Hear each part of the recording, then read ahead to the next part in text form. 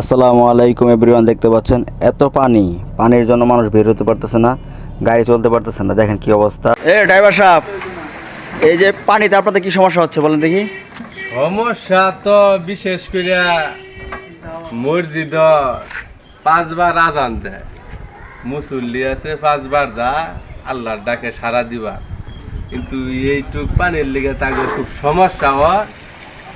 আর এই জায়গায় একটা ইতিমখানা মাদ্রাসা আছে। আচ্ছা মাদ্রাসার সাথে একটা কেন্দ্রীয় মসজিদ আছে। আচ্ছা মসজিদের সাথে সরকারি প্রাথমিক বিদ্যালয় একটা স্কুলও আছে। আচ্ছা। স্কুলের সাথে একটা ক্লিনিকও আছে। আচ্ছা এই আপনি এদিকে একটু ধরেন।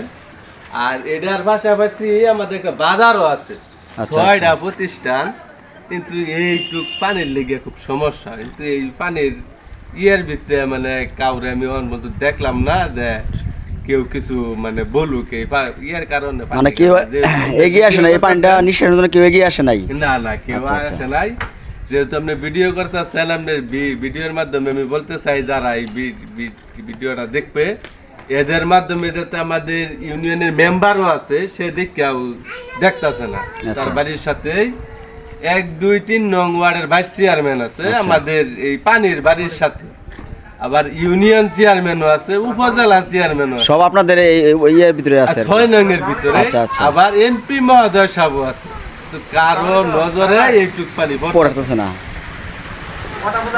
ঠিক আছে, আপনাকে অনেক ধন্যবাদ। আমার মতো আম পাবলিক যারা আছে তারা খুব কষ্টে আছে, বিশেষ করে মুসলিমের অনেক সমস্যা আছে, বাট স্কুল খোলা পরে বাচ্চারা অনেক সমস্যা পড়বে এই পানির জন্য। ঠিক আছে, আপনাকে ধন্যবাদ। আমাদের সমাজে এমন কিছু মানুষের জন্য এই সমস্যা হচ্ছে, একজনের জন্য সবাই সমস্যাতে পড়ছে। তো এগুলো মানুষ আসলেও সমাজের অনেক ক্ষতিকর, এর থেকে আপনারা সবসময় দূরে থাকবেন। এরা মানুষ রূপে জানোয়ার, কি বলবো আপনাকে। এরা পানিটা ছেড়ে দিলে ওই সাইড দিয়ে মানুষগুলো ক্লিয়ার হয়ে যায়, তো পানিটা ছাড়তেছে না, এই জন্য মানুষগুলো পানিবন্দী আছে। সব ভালো থাকবেন, আসসালামু আলাইকুম।